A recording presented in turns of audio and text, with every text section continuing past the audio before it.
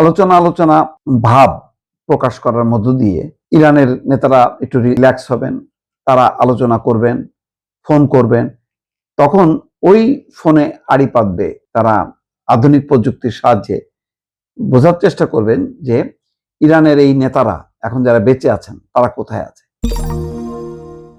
আরেকটা রিপোর্ট প্রকাশিত হয়েছে, সেখানে বলা হচ্ছে ট্রাম্পের আলোচনার প্রস্তাব ইরানের টিকে থাকা সর্বশেষ নেতাকে হত্যার ফাঁদ।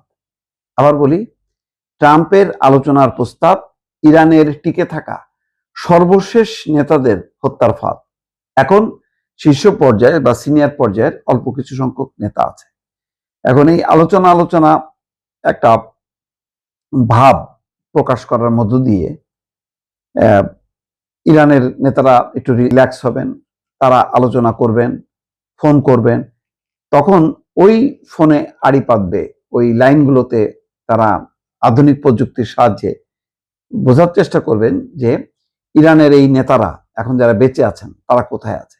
তারপর আকস্মিকভাবে দেখা যাবে হঠাৎ করেই তারা একযোগে হামলা করছে। ঠিক 2 দফা হামলায় কিন্তু ইরানের শীর্ষ পর্যায়ের কর্মকর্তা নেই।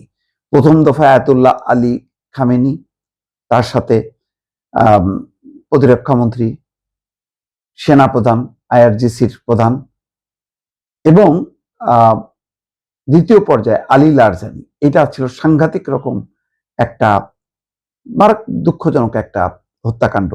যে আলী লারজানি মধ্যপন্থা এক নেতা হিসেবে পরিচিত, মানে বিভিন্ন জনের কাছে, আন্তর্জাতিক বিশ্বের নেতাদের কাছে যার গ্রহণযোগ্যতা ছিল, তিনিও ছাড় পাননি।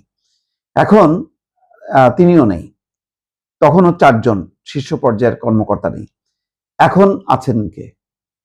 পেজেশকিয়ান প্রেসিডেন্ট, আরাকচি, আর হচ্ছে মুস্তফা খামেনি।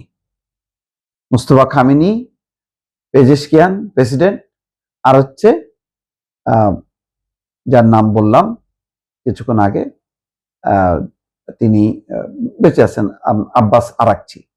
এই 3 জন এই মুহূর্তে নামটা বলতে পারি, আর হয়তো 1-2 জন আছেন। তো এখন এই তাদেরকে বের করে আনছে। এখানে খবরে প্রকাশ হয়েছে যে ইরানের শীর্ষ কর্মকর্তারা আশঙ্কা করছেন মার্কিন যুক্তরাষ্ট্রের পক্ষ থেকে যুদ্ধবিরতির যে আলোচনার প্রস্তাব দেওয়া হয়েছে তা আসলে একটা সুপরিকল্পিত ফাঁদ। তেহরানের ধারণা এই আলোচনার অজুহাতে টিকে থাকা সর্বশেষ পর্যায়ের গুটি কয়েক শীর্ষ নেতাকে বের করে আনা এবং পরে অতর্কিত হামলার মাধ্যমে তাদের হত্যা করাই এই আমন্ত্রণের মূল উদ্দেশ্য। তেমনটা হয়েছিল কিন্তু, যেমন ইরানের সাথে আলোচনা চলছিল যুক্তরাষ্ট্রের যে পরমাণু অস্ত্র নিয়ন্ত্রণ, পারমাণবিক সক্ষমতা কমানো, ইউরেনিয়াম মজুদ যাতে নিয়ন্ত্রণের মধ্যে রাখা যায়। এই আলোচনা শেষ না হইতেই কিন্তু হঠাৎ করে 28 ফেব্রুয়ারি হামলায় একেবারে ইরানকে দোজক বানায় ফেললো তারা। তো এটাও তো কোনো যুদ্ধ হইতে পারে না। যুদ্ধ ঘোষণা দিয়ে হবে, মানে অ্যানাউন্সমেন্ট করবে যে আমরা যুদ্ধ শুরু করলাম, কিন্তু এটা ছিল একটা কাপুরুষোচিত হামলা।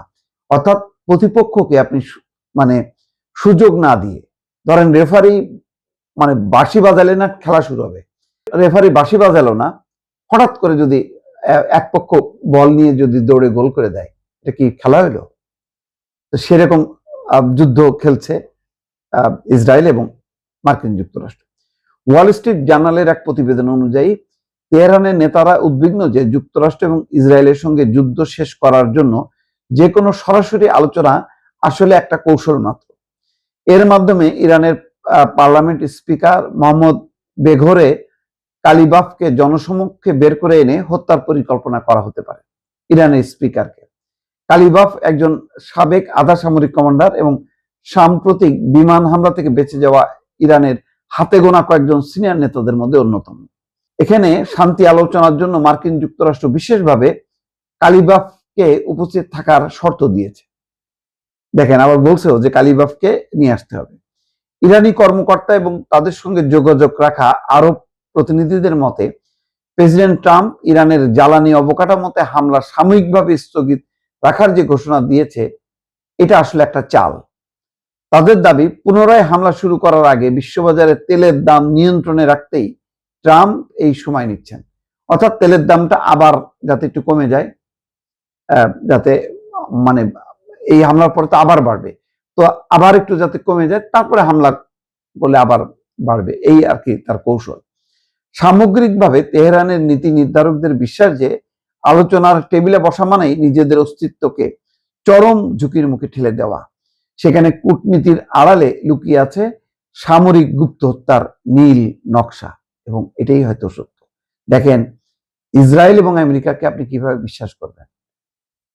কাতারের আমন্ত্রণে এই গাজায় যুদ্ধবিরতি শান্তি আলোচনার জন্য হামাসের প্রতিনিধিরা এসেছিল কাতারে।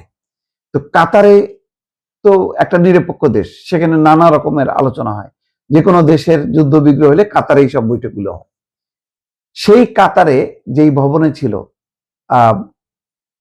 হামাসের নেতারা, সেই ভবন লক্ষ্য করে ক্ষেপণাস্ত্র হামলা চালায়।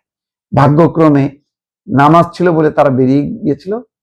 পরে দেখা যায় যে মোবাইল ফোন, ওই সূত্র ধরে তারা হামলা চালায়, এবং মোবাইল ফোনগুলো ওই বিল্ডিং এর মধ্যে রাখা ছিল।